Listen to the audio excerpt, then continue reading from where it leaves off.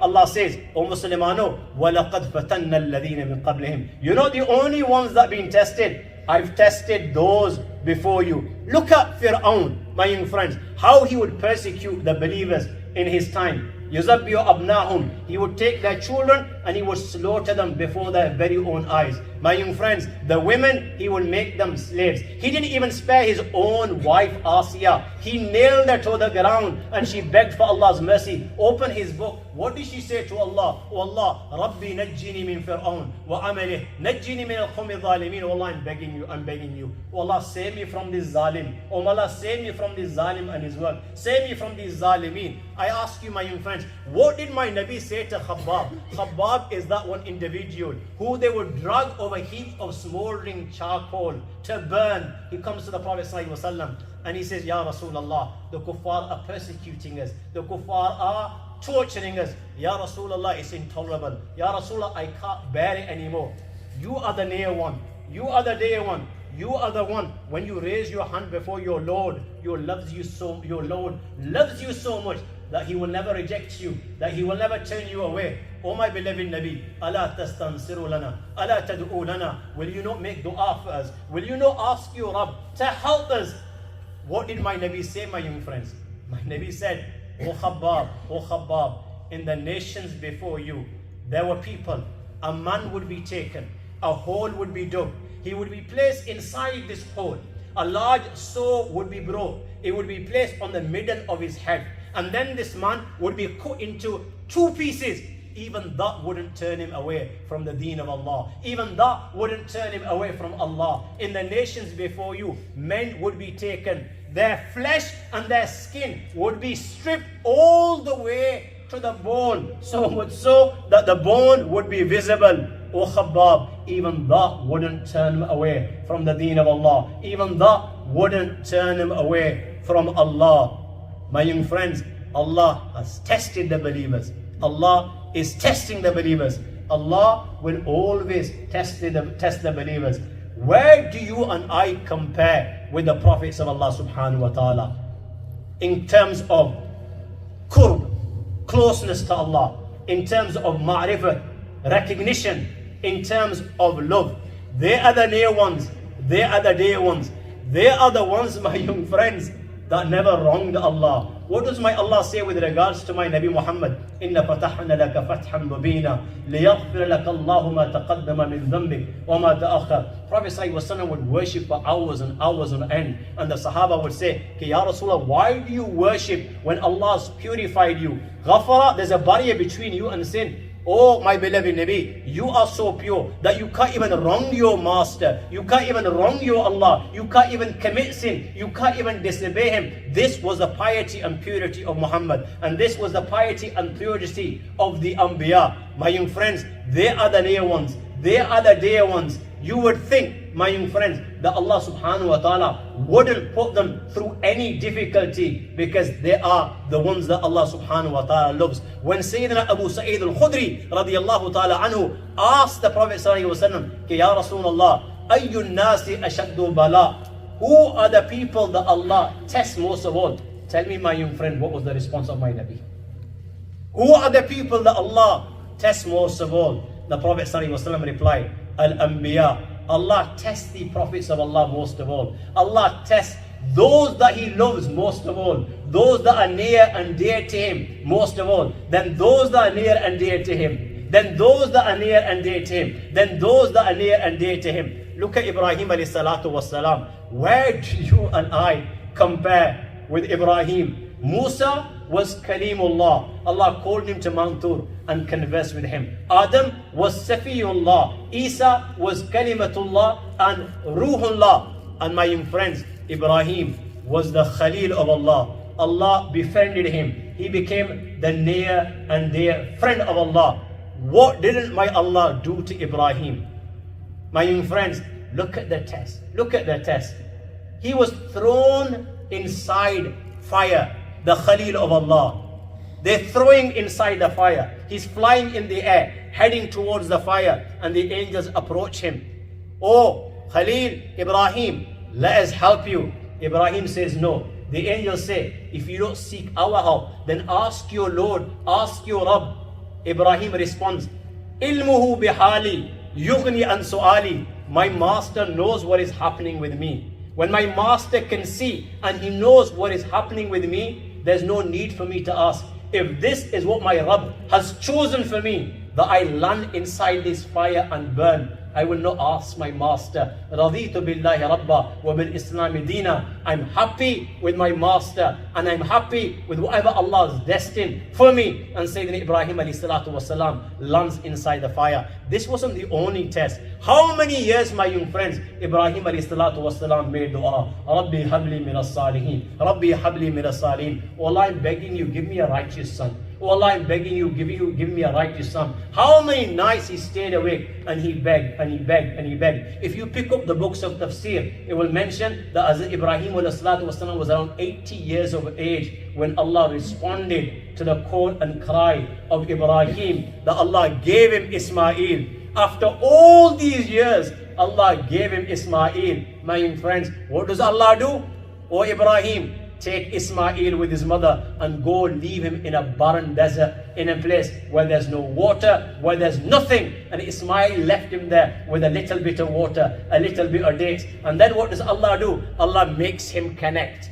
Allah makes him connect with his son Ismail, and the bond between father and son is becoming stronger and stronger and stronger. And when the bond gets to that stage, my young friends, when you cannot break this bond, you cannot separate this bond, Allah tests Ibrahim again. Ibrahim, you claim that you love me. Let me see today, how much you love me. Do you love me more, or do you love this child which you begged for and cried for and asked for years on end? Let me see today how much you love me, how much you love this child.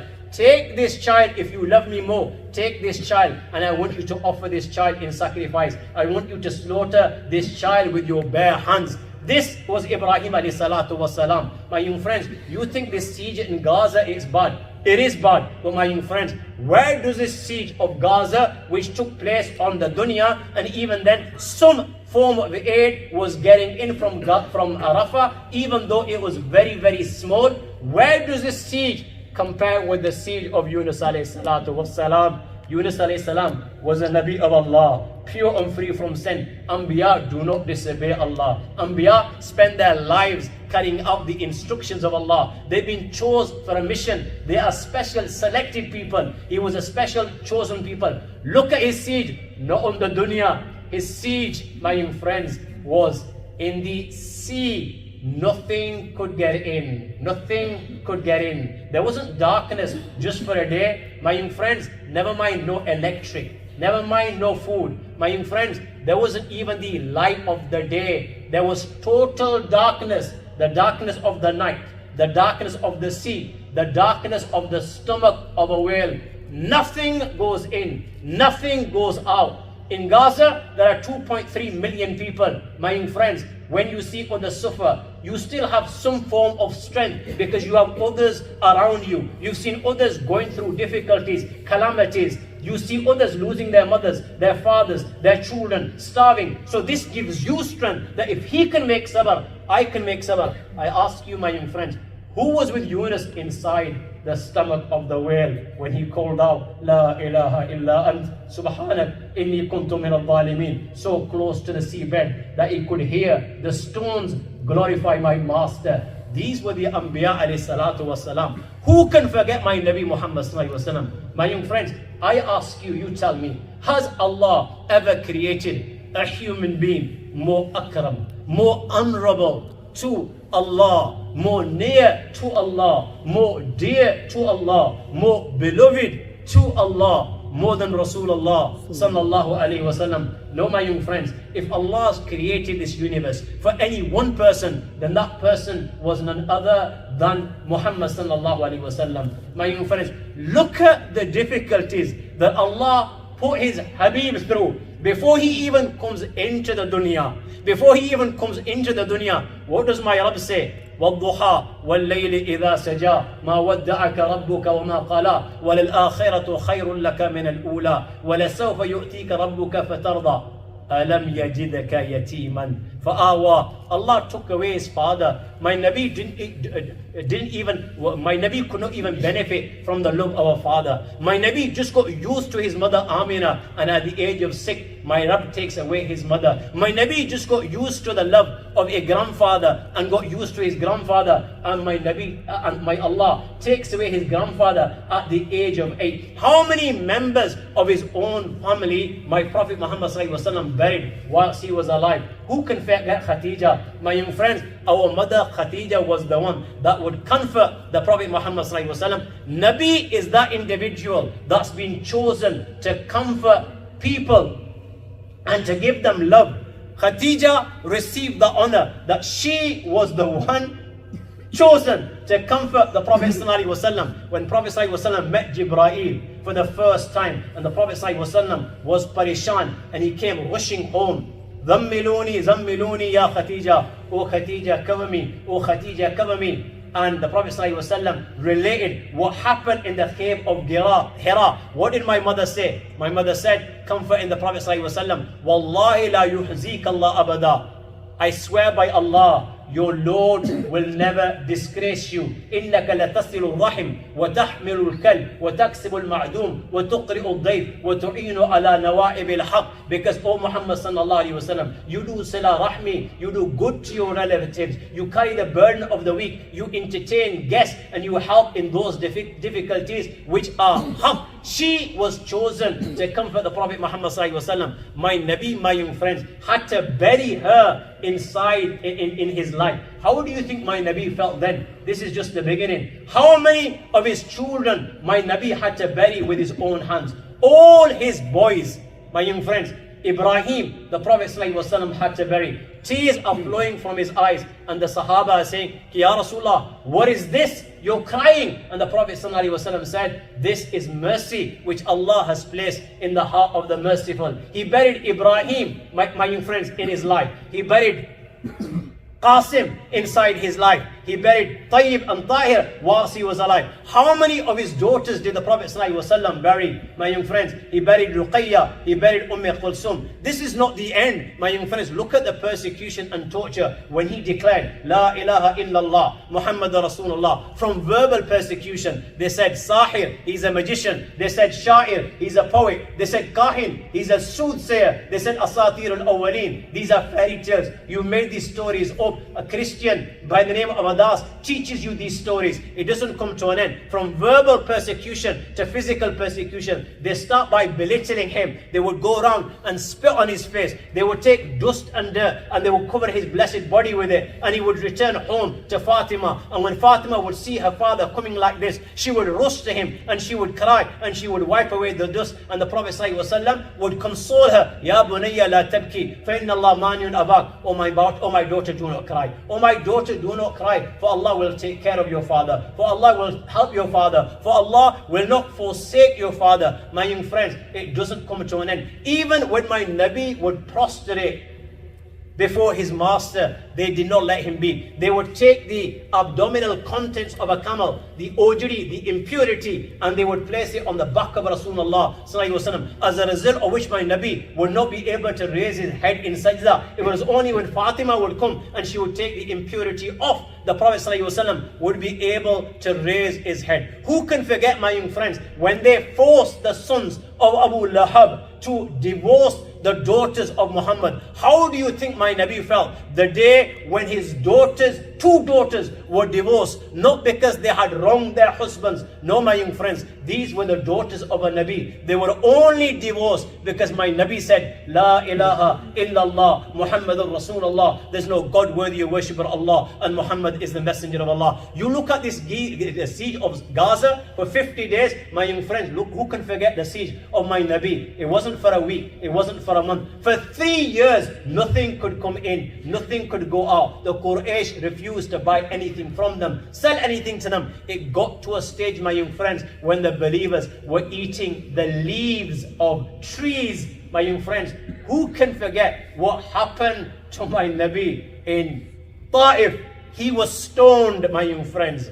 Showered with stones. Every time he took a step, he was showered with stones. So much stones that his body is covered with blood. and my Nabi is struggling to walk, and he begs Allah for his mercy. إليك أشكو ضعف قوتي وكلة هيلتي وهواني على الناس يا أرحم الراحمين. Who can forget what they did to his companions and his family members? Bilal, Khabbab, Sayyidina Ammar ibn Yasir radiallahu ta'ala anhu, and the likes, that they were persecuted so much that they were forced to migrate to Abyssinia. It didn't come to an end. Then they were forced to migrate to Madinatul Munawwara. How do you think my Nabi felt the day he had to leave Makkatul Mukarramah and he had to leave the house of Allah? Now he's left Makkah. Even then, they did not let him go in one piece. They've made Elan and they've announced, whoever brings back the head of Muhammad, he will receive such a reward. And people are now chasing him. People are now after him. He gets to Medina. They do not let him rest in Medina. 1,000 strong come in Badr. And my Nabi is crying and making dua. Allahumma in tuhlak hadhihi al-isaba la tu'bad. Oh Allah, if this group of believers is destroyed today, you will never be worshipped right up to the day of judgment. It doesn't come to an end. Then 3,000 come, my young friends, in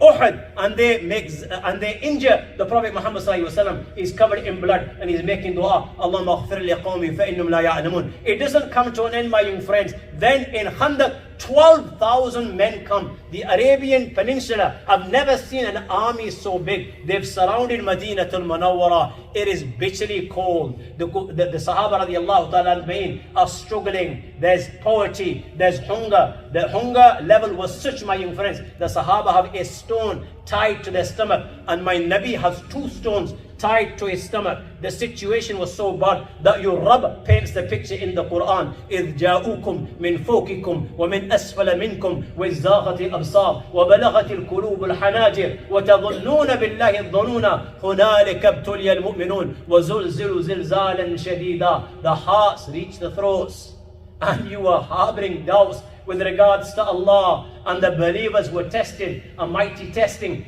This went on from the birth of Islam till Makkah was conquered. Not for a day, not for a week, not for 50 years has been taking place at this moment in time in Gaza. It took place for 13 years in Makkah, 8 years in Madinatul Munawwara, a total of 21 years till Makkah was finally conquered. And who is this individual?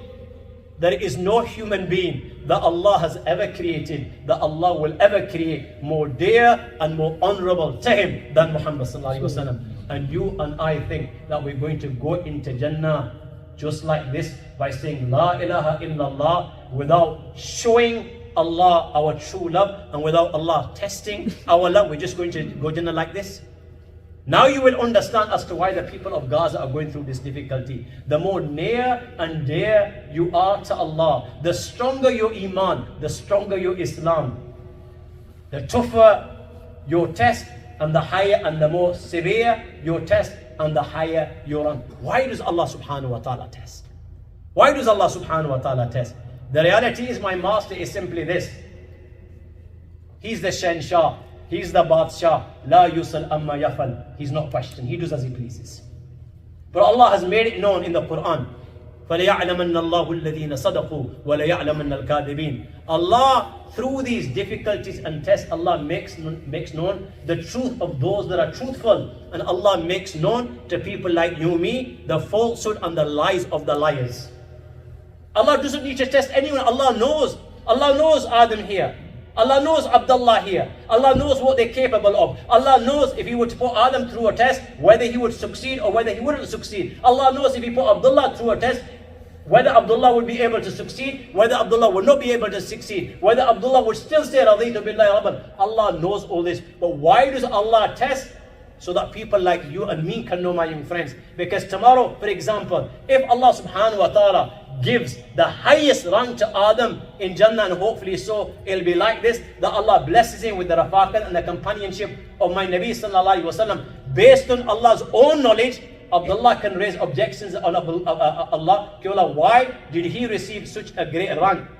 If you put me through that, I would also have made sabr. So why did I not receive the same rank? Why did I receive the second rank in Jannah, or only the first rank in Jannah? So this is why, my young friends, Allah puts you through the test in the dunya, and Allah makes it known who is the hypocrite and who is the true believer. And by the grace of Allah subhanahu wa ta'ala, you don't need me to tell you, you know yourself. It's become very, very clear who is the believer and who is the hypocrite. It's become very, very clear. It is at the time of test the reality of a person comes to mind. This is the time everyone claims to love Allah and His Rasul sallallahu alaihi wasallam. No one can see inside your heart whether you actually love Allah and His Rasul sallallahu alaihi wasallam. It is at the time of test. Even at the time of the Prophet sallallahu alaihi wasallam, the hypocrites, they used to pray just like you and I pray. They used to go out in jihad. They used to give sadaqah. How were they exposed? Through difficulties and through tests. So Allah puts us through these difficulties and through these tests to see who will still say La ilaha illallah, who will say Raditu billahi rabba wa bil islami dina, who will say Kul lan yusibana illa ma kataballahu lana. This is why Allah subhanahu wa ta'ala tests us. And at the same time, my young friends, as believers, we need to understand and realize whatever Allah does, whatever Allah subhanahu wa ta'ala does for a believer, there is always khair and there is always goodness in it.